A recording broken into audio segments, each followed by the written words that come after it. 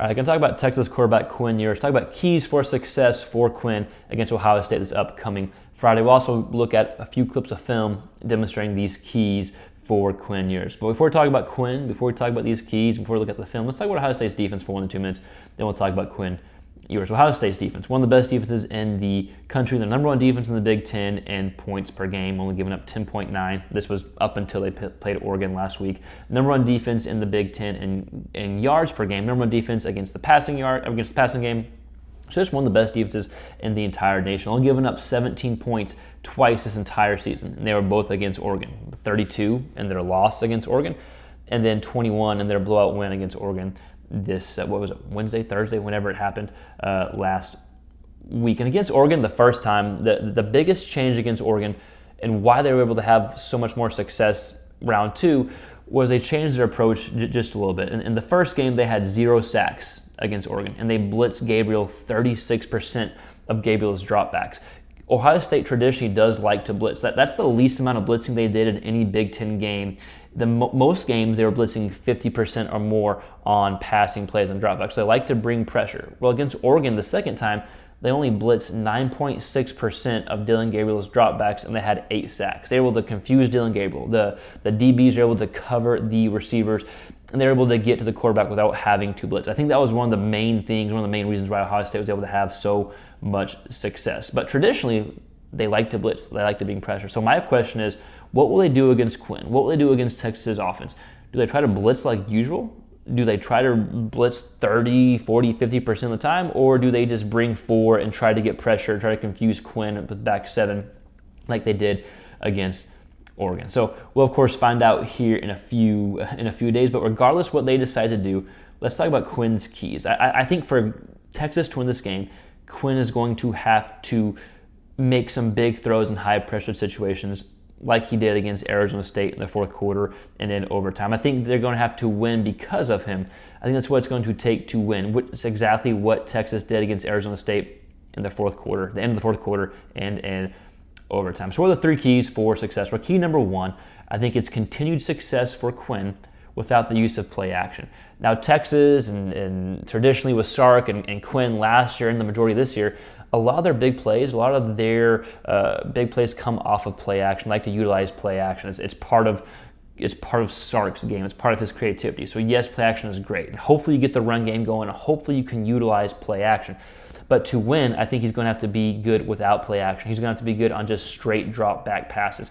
Against Arizona State last week, on no play action, he was 14-21 for $198 and 2 touchdowns and 0 interceptions. Only 6 completions, only 6 of his 20 completions came off of play action. And 2 of those plays were pretty big plays. The first play of the game, that was that quick RPO-looking play that got out to Golden, I think, and then the touchdown in the second OT to Helm. But besides that, there wasn't a ton of success or wasn't a ton of usage off play action. I think largely that's because of the pressure Arizona State was able to get.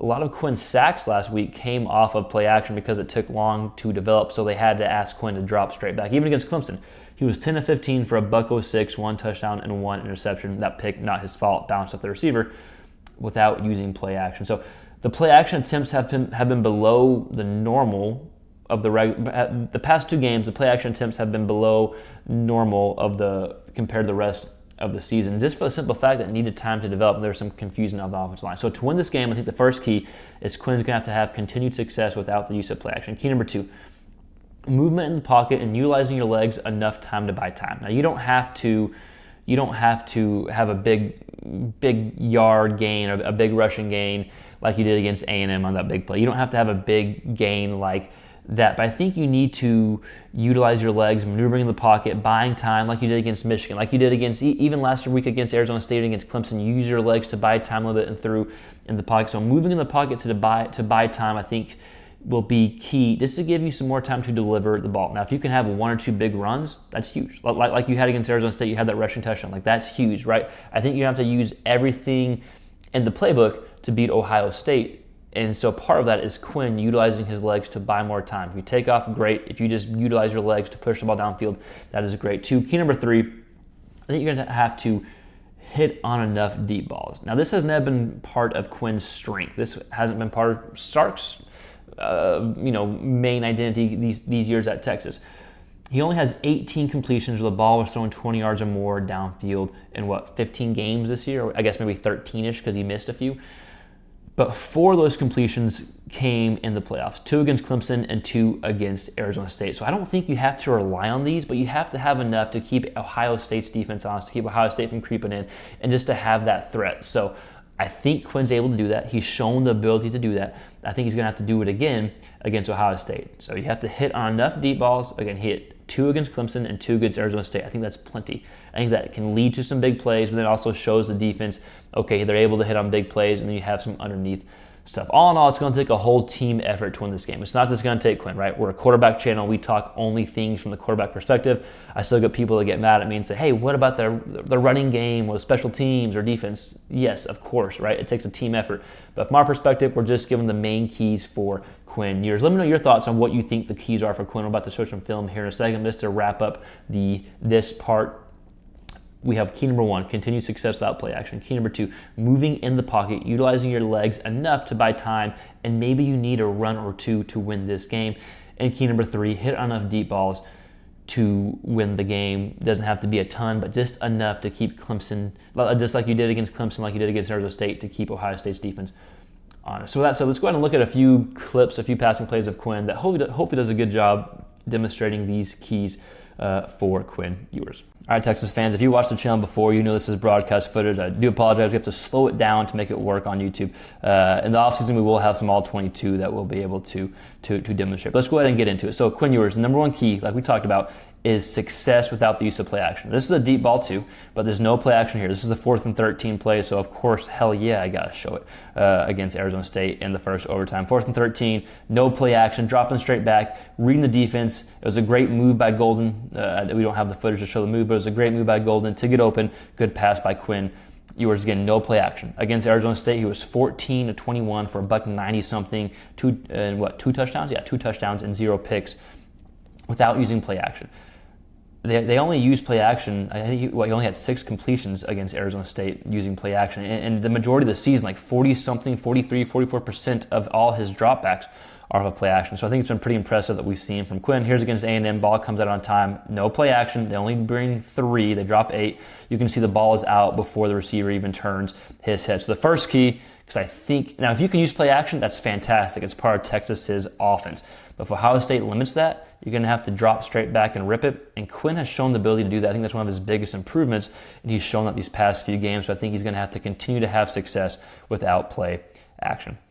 Key number 2, maneuvering in the pocket, buying enough time. Yes, I would love to see some long runs, but this is all you need to do right here, in my opinion, as far as your legs. Right here, it's like, oh, wow. Pressure is breaking in, pocket's breaking in. He maneuvers in the pocket, eyes downfield, throws a touchdown to tight end Helm here. Right, this is all you need to do.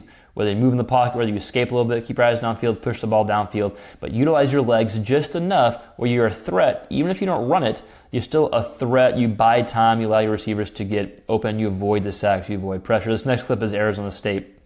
This is Quinn in a rushing touchdown. Let me move myself out of the way. This is Quinn. This was a 3rd and 5, I think. Man, if you can get 1 or 2, this is not a quote-unquote long run, but it's a big run because he scores. If you can get a big run from Quinn, whether it's like a 10, 15-yard run to get you a first down, whether it's a 5-yard run to get a touchdown, that could be a huge point in the game. I think you're going to need all the stops to beat Ohio State, so something like this, whether it's a run or just utilizing your legs to buy time, I think is huge. Wow, I thought he was going to get crushed, and he dove in just in time. Last key, like we talked about, here's a pass to Golden. Last key is hitting on some deep throws. It doesn't have to be a ton, but just if you can hit on 2, 3 deep throws, the ball thrown 20 yards more downfield, not only could that lead to a big play, but it leads to other plays that can be underneath type plays that lead to bigger plays because of the threat of pushing the ball downfield, and the defense has to be aware of that. So I think that's really big. Here's against Georgia. It's a 3rd and 13. They drop back, and Georgia just brings 4. Right at the goal line, push the ball down. So this is a big play, right? 3rd and 13. I think this is in the first quarter too, I believe. But again, you don't need a ton of these throws. But if you can get 2 of these throws, if you can go 2 of 3, 2 of 4 with these type of throws, that's enough to get the defense to know they have to defend against it. I'll go back here. To get the defense to know they have to defend against it. and you can really open up the playbook underneath. But Texas fans, I do want to hear from you. Let me know your thoughts in the comments below. What do you think the keys are for Quinn? What do you agree with? What do you disagree with? I can't wait to watch the game. I'm stoked for it. If you're an Ohio State fan watching, we have a video coming out soon, or may already be out, going over the keys for Will Howard and Ohio State against Texas and Texas defense. But please let us know your thoughts in the comments below. If you haven't subscribed yet, but you like this type of QB content, please consider subscribing. It helps the channel grow. Like the video, share. Thanks for following us along. We'll see you next time. Peace.